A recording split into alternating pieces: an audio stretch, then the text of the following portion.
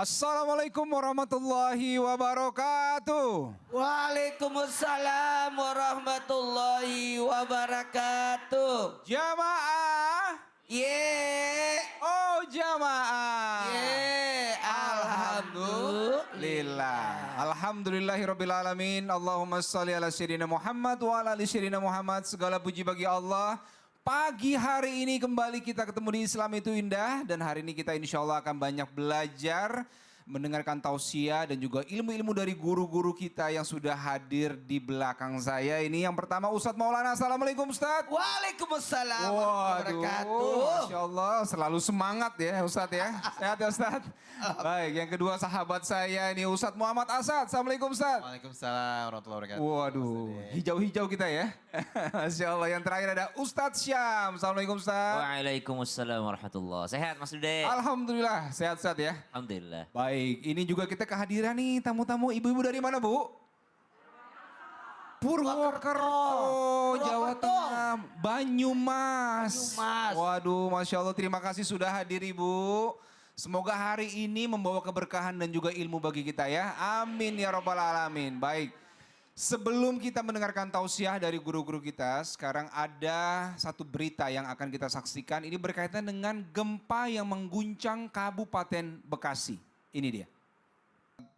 Kayaknya bencana-bencana kan selalu ada ya Ustadz ya. Bencana. Silih berganti, gempa, tsunami dan sebagainya. Kalau kita menyikapi kondisi seperti ini, bagaimana yang terbaik dalam Islam? Sebenarnya kalau berbicara tentang gempa, itu kan berasal dari lempeng, ada karena gunung dan sebagainya.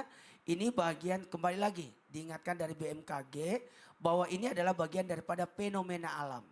Fenomena alam, gempa itu pasti akan terjadi. Dan kita ini berada di dalam lintang yang namanya daerah-daerah gempa. Dan kalau berbicara tentang gempa, berarti ini adalah bagian daripada tanda-tanda datangnya kiamat. Tanda datangnya kiamat. Karena semakin banyak gempa itu sebenarnya semakin mendekatkan akan kiamat. Tapi dalam hal ini yang disebutkan adalah tanda kiamat kecil. Tanda kiamat kecil. Dan tanda kiamat kecil ini, tanda-tanda kiamat ini mengantarkan buat kita untuk makin dekat kepada Allah, makin ingat kepada Allah, makin sadar, makin nyadar diri kalau kita ini ada batas. Ada batasnya Ustadz Ada ya. batasnya. Dan selalu dekat dengan Allah. Yap. Baik, terima kasih Ustadz Maulana. Semoga kita semua terhindar dari hal-hal yang membahayakan Ibu ya. Dan semoga negeri ini Allah jaga dari segala macam bahaya dan juga bencana. Amin, amin ya Rabbal Alamin. Baik, dan sekarang kita akan masuk nih ke tema kita. Apa sih tema kita hari ini? Ini tema yang sekarang sedang ramai sekali di media.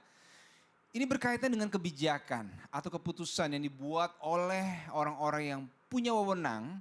Tapi ternyata masih banyak masyarakat, mungkin sebagian masyarakat yang merasa kok sepertinya keadaannya tidak sesuai dengan harapan. Maka tema kita hari ini adalah kok bisa sih bahagia di atas penderitaan orang. Nah, ini akan kita kupas dengan guru-guru kita. Tapi yang pertama kita akan menyaksikan ada sebuah tayangan video tentang tunjangan DPR naik selangit. Ini dia. Ustadz Muhammad Asad, kalau kita melihat memang kondisi sekarang ini banyak hal-hal yang masyarakat seperti banyak bertanya-tanya. Dan kondisi ini kok ada yang merasa berat, tapi ada yang merasa juga kok sepertinya nggak adil ya Ustadz sebenarnya. Kayak nggak berat ya. Betul, tapi di sisi lain masyarakat susah, tapi ada sebagian justru yang merasa orang menganggapnya ini penderitaan ya. Tapi ada yang bahagia di atas penderitaan itu. Nah, bagaimana Ustadz? Silakan Ustadz. Baik, terima kasih Mas Dude. Mohon izin Ustadz Maulana, Ustadz Syams. Bismillahirrahmanirrahim. Jamaah Islam itu indah. Hadirkan rasa malu di diri kita saat ingin berbuat keburukan. Karena rasa malu adalah sebagian dari iman. Ya. Islam melarang kita, ibu-ibu, untuk menampakkan kebahagiaan di atas penderitaan orang lain. Itu disebut dengan asyamalah. Ya. Itu dilarang dalam Islam. Kenapa? Karena tentu kita tidak boleh memperlihatkan kebahagiaan kita di atas penderitaan orang lain. Dan ini juga sudah disampaikan langsung oleh Nabi SAW dalam sebuah hadis bahwa dilarang untuk menampakkan kebahagiaan kepada orang-orang yang sedang bersedih. Karena bisa jadi Allah yang akan memberikan cobaan kepada kita dan orang yang kita bahagia di atas penderitaannya akan diberikan rahmat oleh Allah. Dan memang hidup itu kan pasti naik dan turun, ibu-ibu. Saat kita sekarang Allah lagi kasih rezeki, Allah lagi kasih nikmat, tentu jadikan itu sebagai bentuk rasa syukur. Bagaimana caranya?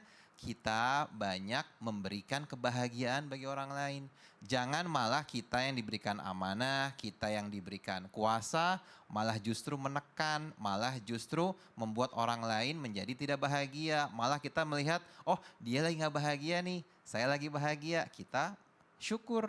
Jangan, justru dengan nikmat dan karunia yang Allah berikan kepada kita, kita harus manfaatkan seluas-luasnya bagi umat, bagi orang lain.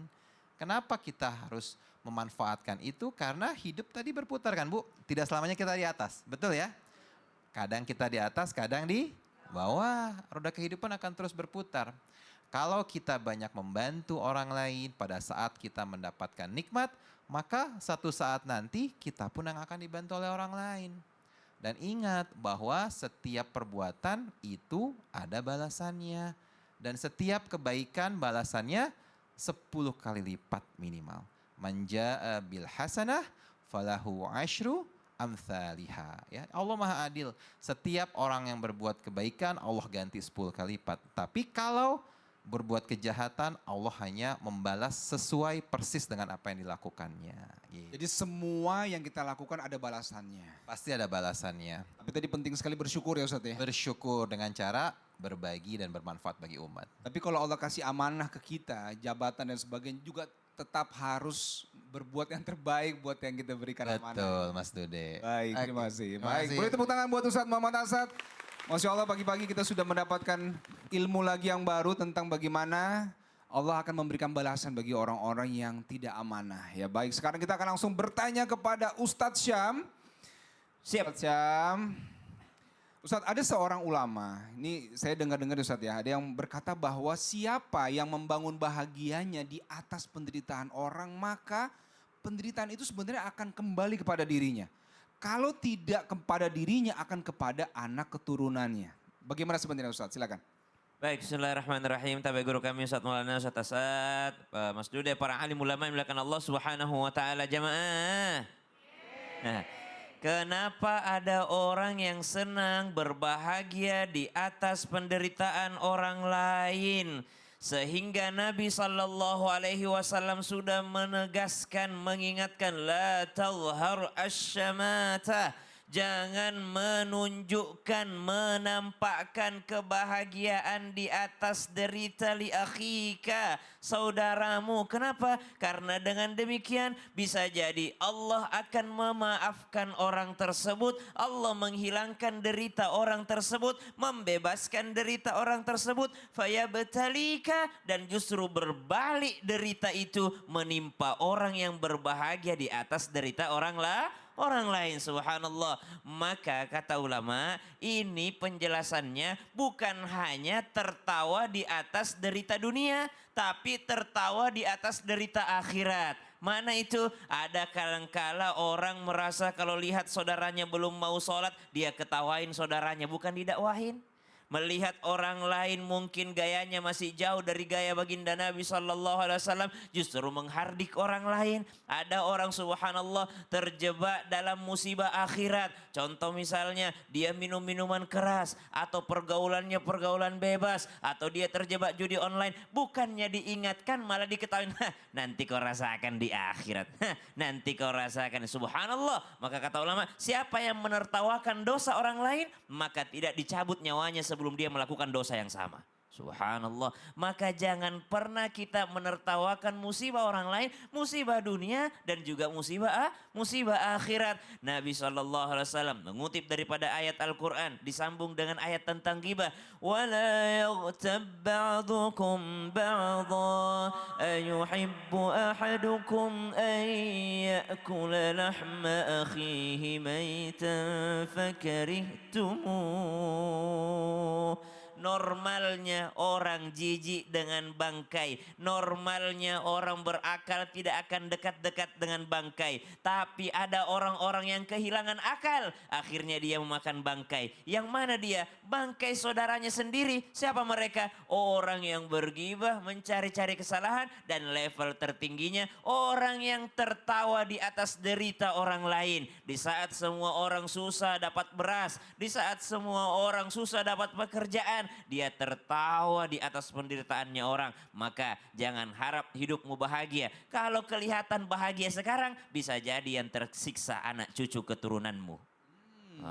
Jadi bahagia di atas penderitaan bukan hanya di dunia tapi masalah akhirat juga ya Ustaz Masalah ya. akhirat juga, dia ketawain anaknya orang gini. Bisa jadi anakmu juga kena nanti, keturunanmu juga kena. Mungkin hidupmu sekarang aman-aman aja sampai kau mati, tapi anak keturunanmu tidak ada jaminan. Waduh baik, terima kasih Ustaz. Beri tepuk tangan buat Ustaz ya, Masya Allah.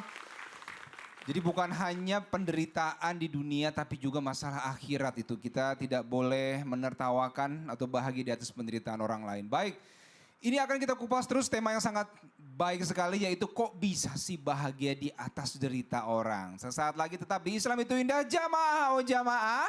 Alhamdulillah.